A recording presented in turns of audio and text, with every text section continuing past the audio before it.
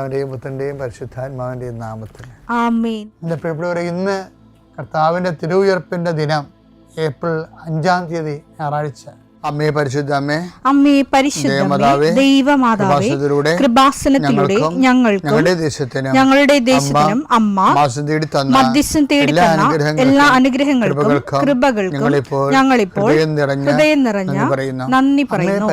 അമ്മേ പരിശുദ്ധമ്മേ ദൈവമാതാവേ, 2004 ഡിസംബർ 7-ാം തീയതി ഉച്ചകഴിഞ്ഞ് 2:30 കൃപാസനത്തിൽ സംഭവിച്ച അമ്മയുടെ പ്രത്യക്ഷപ്പെടലിനെ തിരുസഭയ്ക്ക് സമർപ്പിച്ചിരിക്കുന്ന പഠനരേഖകളുടെ മേൽ സഭാത്മകമായ പഠനം ആരംഭിക്കുവാൻ ഞങ്ങൾ പ്രാർത്ഥിക്കുന്നു.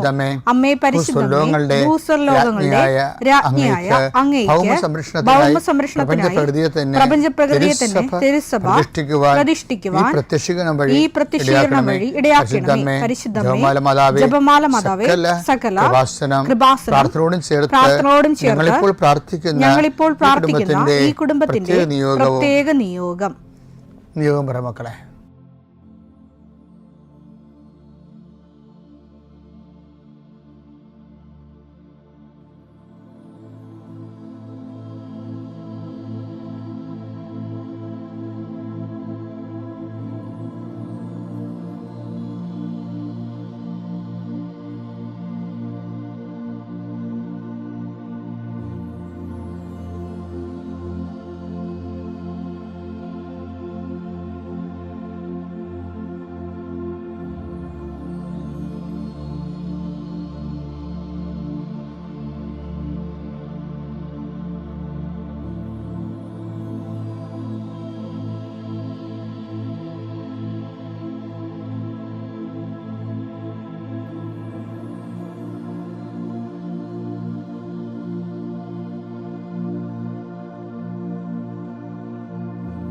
അമ്മയുടെ പ്രത്യക്ഷീകരണത്തിന്റെ ഈ അനുഗ്രഹവേളയിൽ ഞങ്ങൾക്ക് സാധിച്ചു തരുവാൻ കനിയണമേ.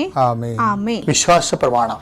സർവശക്തനായ പിതാവും ആകാശത്തിന്റെയും ഭൂമിയുടെയും സൃഷ്ടാവുമായ ദൈവത്തിൽ ഞാൻ വിശ്വസിക്കുന്നു. അവിടുത്തെ ഏകപുത്രനും ഞങ്ങളുടെ കർത്താവുമായ ഈശോ മിശിഹായിലും ഞാൻ വിശ്വസിക്കുന്നു. ഈ പുത്രൻ പരിശുദ്ധാത്മാവിനാൽ ഗർഭസ്ഥനായി കന്യകാമറിയത്തിൽ നിന്ന് പിറന്ന് പൊന്തിയോസ് പീലാത്തോസിന്റെ കാലത്ത് പീഡകൾ സഹിച്ച് കുരിശിൽ തറയ്ക്കപ്പെട്ട് മരിച്ച് അടക്കപ്പെട്ട് പാതാളങ്ങളിൽ ഇറങ്ങി മരിച്ചവരുടെ ഇടയിൽ നിന്ന് 3-ാം നാൾ ഉയർത്ത് സ്വർഗത്തിലേക്ക് എഴുന്നള്ളി സർവശക്തിയുള്ള പിതാവായ ദൈവത്തിന്റെ വലതുഭാഗത്തിരിക്കുന്നു. അവിടെ നിന്ന് ജീവിക്കുന്നവരെയും മരിച്ചവരെയും വിധിക്കുവാൻ വരുമെന്നും ഞാൻ വിശ്വസിക്കുന്നു. പരിശുദ്ധാത്മാവിലും ഞാൻ വിശ്വസിക്കുന്നു. വിശുദ്ധ കത്തോലിക്കാ സഭയിലും പുണ്യവാന്മാരുടെ ഐക്യത്തിലും പാപങ്ങളുടെ മോചനത്തിലും ശരീരത്തിന്റെ ഉയർപ്പിലും നിത്യമായ ജീവിതത്തിലും ഞാൻ വിശ്വസിക്കുന്നു. ആമേൻ. സ്വർഗ്ഗസ്ഥനായ ഞങ്ങളുടെ പിതാവേ, അങ്ങയുടെ നാമം പൂജിതമാകണമേ. അങ്ങയുടെ രാജ്യം വരണമേ. അങ്ങയുടെ തിരുമനസ് സ്വർഗത്തിലെ പോലെ ഭൂമിയിലും ആകണമേ. അന്നു വേണ്ടുന്ന ആഹാരം ഇന്ന് ഞങ്ങൾക്ക് തരണമേ. ഞങ്ങളോട് തെറ്റ് ചെയ്യുന്നവരോട് ഞങ്ങൾ ക്ഷമിക്കുന്നത് പോലെ ഞങ്ങളുടെ തെറ്റുകൾ ഞങ്ങളോടും ക്ഷമിക്കണമേ. ഞങ്ങളെ പ്രലോഭനത്തിൽ ഉൾപ്പെടുത്തരുതേ, തിന്മയിൽ ഞങ്ങൾ രക്ഷിക്കണമേ. ആമേൻ. നന്മ നിറഞ്ഞ മറിയമേ, സ്വസ്തി. കർത്താവ് അങ്ങയുടെ കൂടെ സ്ത്രീകളിൽ അങ്ങ് അനുഗ്രഹിക്കപ്പെട്ടവളാകുന്നു. അങ്ങയുടെ ഉദരത്തിൻ ഫലമായി ഈശോ അനുഗ്രഹിക്കപ്പെട്ടവനാകുന്നു. പരിശുദ്ധ മറിയമേ, തമ്പുരാന്റെ അമ്മേ, പാപികളായ ഞങ്ങൾക്ക് വേണ്ടി ഇപ്പോഴും ഞങ്ങളുടെ മരണസമയത്തും തമ്പുരാനോട് അപേക്ഷിക്കണമേ. ആമേൻ.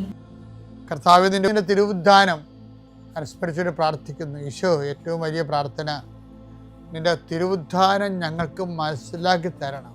എത്ര ജന്മങ്ങൾ ഇവിടെ കടന്നു പോയാലും നീ ഞങ്ങൾക്ക് വേണ്ടി ചെയ്തതും നിന്റെ ജീവിതത്തിൻ്റെ രഹസ്യങ്ങൾ ഞങ്ങൾക്ക് മനസ്സിലാക്കി തരണമെങ്കിൽ പരിശുദ്ധാത്മാവിൻ്റെ നിറവ് വേണം. ഈശോയെ, നിന്റെ തിരുവുദ്ധാനത്തിൻ്റെ അന്തരാത്മാവിനെ അനുഭവിക്കാനുള്ള പരിശുദ്ധാത്മാവിൻ്റെ നിറവിനാൽ ഞങ്ങൾ അഭിഷേകം ചെയ്യണമേ എന്ന് പ്രാർത്ഥിക്കുന്നു. കർത്താവേ, ഇനിയും നിന്റെ നാമം എത്തിച്ചേരാത്ത ഇടങ്ങളുണ്ട് ലോകത്ത്. നിന്റെ നാമത്തെയും നിന്റെ വചനത്തെയും അംഗീകരിക്കാത്ത രാജ്യങ്ങളുണ്ട് ലോകത്ത്. കർത്താവേ, അവരെല്ലാം കാലത്തിൻ്റെ അവസാനം മുമ്പ് നിന്നെ സ്വീകരിച്ചുകൊണ്ട് രക്ഷയുടെ പൂർണ്ണതയിൽ എത്തിച്ചേരാൻ അവർക്ക് വേണ്ടി പ്രാർത്ഥിക്കുന്നു. ഈശോ, തിരുവുദ്ധാനത്തിൻ്റെ ശക്തിയാൽ ലോകത്തെ ജയിക്കാൻ കഴിയും. പക്ഷേ വൈരാഗ്യം, വിദ്വേഷം, ചതി, പരസ്പരമുള്ള ജയപരാജയങ്ങൾ ലോകത്തിൻ്റെ ശക്തിക്ക് അടിപ്പെട്ടു പോയ അവസ്ഥകൾ മൂലം അകന്നുപോയ ഭാര്യാഭർത്താക്കന്മാർ, ഇങ്ങനെ പല തിന്മകൾ കിടക്കുന്ന ഒരു കർത്താവെ, നിൻ്റെ തിരുവുത്ഥാനത്തിൻ്റെ ശക്തി ആസ്വദിക്കാനും ആവഹിക്കാനും പങ്കാളികളാകുവാനും എല്ലാം ക്ഷമിക്കാൻ കുടുംബത്തെ ഐക്യപ്പെടാൻ ഇടയാക്കണമെന്ന് പ്രാർത്ഥിക്കുന്നു. അകന്നു നിൽക്കുന്ന മാതാപിതാക്കന്മാർ ഐക്യപ്പെട്ട് ജീവിക്കാൻ കർത്താവിൻ്റെ നാമത്തെ ആശീർവദിക്കുന്നു. കർത്താവ് തിരുവുദ്ധാന സന്തോഷം എല്ലായിടത്തും ഉണ്ടെങ്കിലും ചില വീടുകളിൽ സന്തോഷമില്ല. സാമ്പത്തിക തകർച്ചയുണ്ട്, കേസ് അകപ്പെട്ടിരിക്കുന്നവരുണ്ട്, പരീക്ഷാ ഭീതികളുള്ളവരുണ്ട്, പലതരത്തിലെ റാങ്ക് ലിസ്റ്റ് ക്യാൻസലാകുന്ന ആശങ്കപ്പെടുന്നവരുണ്ട്. ഇങ്ങനെ ഓരോരോ തരത്തിലുള്ള വേവരാതികളും വേദനകളെ കർത്താവ് നിന്നോട് കുരിശിനോട് ചേർത്ത് വെച്ചുകൊണ്ട് നിന്റെ തിരുവുത്ഥാനത്തിൻ്റെ മഹത്വത്തിൽ അവരെയും പങ്കാളിയാക്കണമെന്ന് യേശുനാമത്തെ പ്രാർത്ഥിക്കുന്നു. പിതാവും പുത്രനും പരിശുദ്ധാത്മാവായ സർവേശ്വരൻ എന്നേക്കും ആമേൻ. ഞാനെപ്പോഴും ഓർക്കുകയും എനിക്ക് ഏറ്റവും ഇഷ്ടം ഈ പത്രോസിനെയാണ്. എന്താ കാര്യം വെച്ച് കഴിഞ്ഞാൽ അയാളെ ഈ കുറേ മനുഷ്യർ അദ്ദേഹത്തെ വെറുതെ എടുത്തു ചാട്ടക്കാരനായിട്ട് പറയും. അദ്ദേഹം ഒരു എടുത്തുചാട്ടക്കാരനുമല്ല. അദ്ദേഹത്തിന് എന്താ വെച്ചാൽ അദ്ദേഹം എടുത്തുചാട്ടക്കാരനാണ്. കണ്ടല്ലേ, ഈ ഇന്നലെ കയറി വന്ന പൗലോസ് കൂട്ടത്തിൽ വെച്ച് അങ്ങയുടെ ഫരിസേയമായ ഒരു തണ്ട് കാണിക്കുന്നുണ്ട് പത്രോസിൻ്റെ അടുത്ത്. പക്ഷെ ആ സമയത്ത് പത്രോസ് കാണിക്കുന്ന സൗമ്യത കണ്ടു കഴിഞ്ഞാൽ നമുക്ക് തന്നെ പൗലോസിനോടൊരു നീരസം തോന്നും. ഇവൻ ഇന്നലെ കയറി വന്ന ആളല്ലേ. എന്നിട്ട് കർത്താവ് അധികാരം ഏൽപ്പിച്ചതിനോടൊക്കെ കൊണ്ട് കൈ ചൂണ്ടി സംസാരിക്കണില്ല അത് വരുന്നു.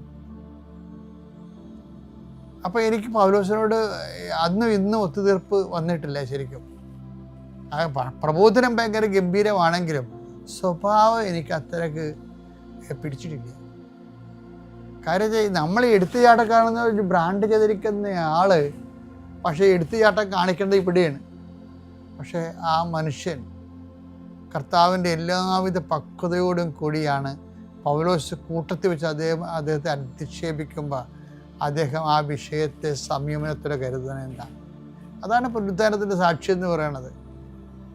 പുനരുത്ഥാനത്തിൻ്റെ സാക്ഷി പത്രോസ് കണ്ടതുപോലെ വല്ലതും ആരെങ്കിലും കണ്ടു? പത്രോസ് കർത്താവിനോട് സംസാരിച്ച പോലെ ആരെങ്കിലും സംസാരിച്ചു?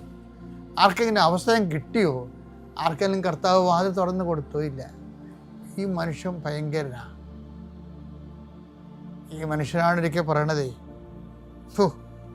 ദേവാലയത്തിലേക്ക് 9-ാം മണിക്കൂർ പോകത്തില്ലേ പ്രാർത്ഥിക്കാൻ വേണ്ടി പോകുമ്പോൾ ഒരു മുടന്തൻ കൈ നീട്ടും. അപ്പം കൈ നീട്ടുമ്പോൾ ഈ മനുഷ്യൻ അറിയാതെ പണ്ടത്തെ ഓർമ്മയ്ക്ക് പണ്ട് കുറേ കാശുണ്ടായിരുന്ന ആളാണ്.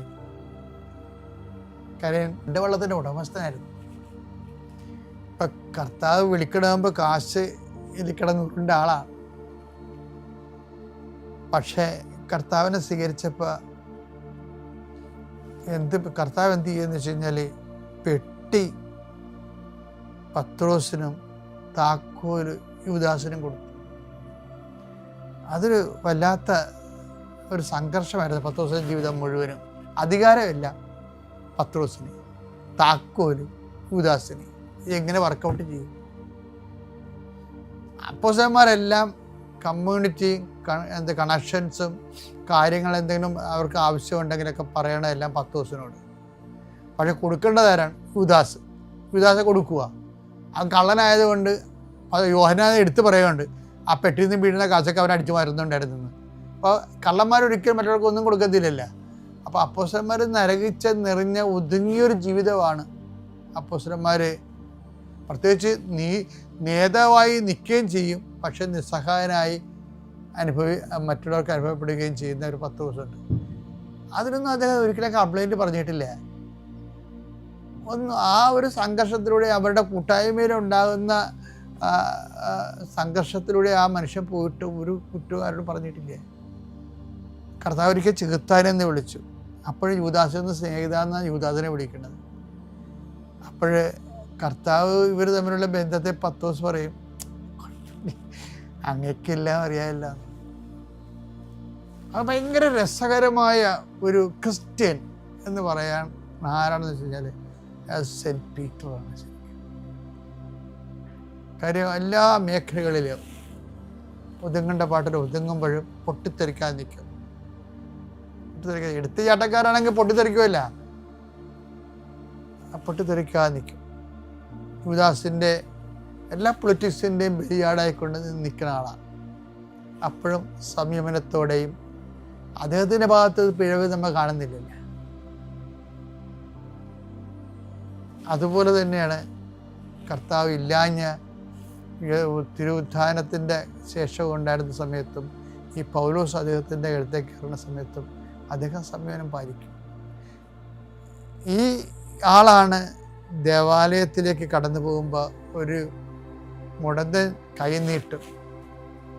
ഒത്തിരി കാശുണ്ടായിരുന്നൊരു ആളല്ലേ, അറിയാതെ ചിലപ്പോൾ ആരൊക്കെ ഉറുമാരി നോക്കിക്കാണും.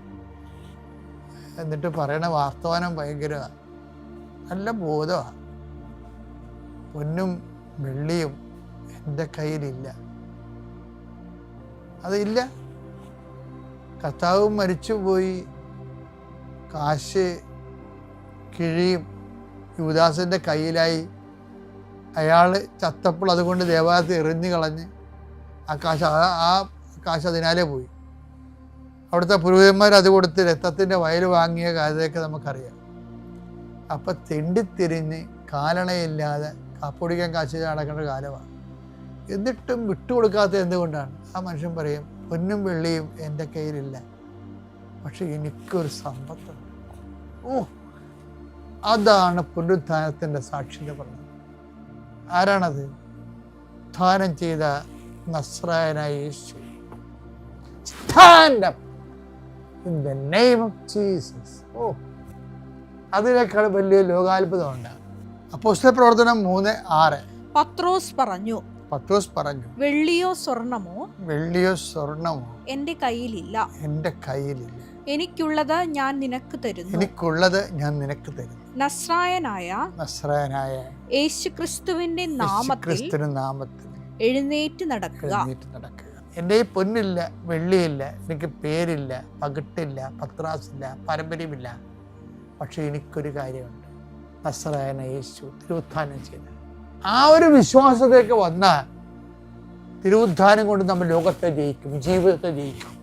പത്രോസിനെ പോലെ തിരുവുത്ഥാനം കൊണ്ട് ജീവിതത്തെ ജയിക്കാൻ കർത്താവ് നിങ്ങളെ സഹായിക്കട്ടെ. Happy Easter.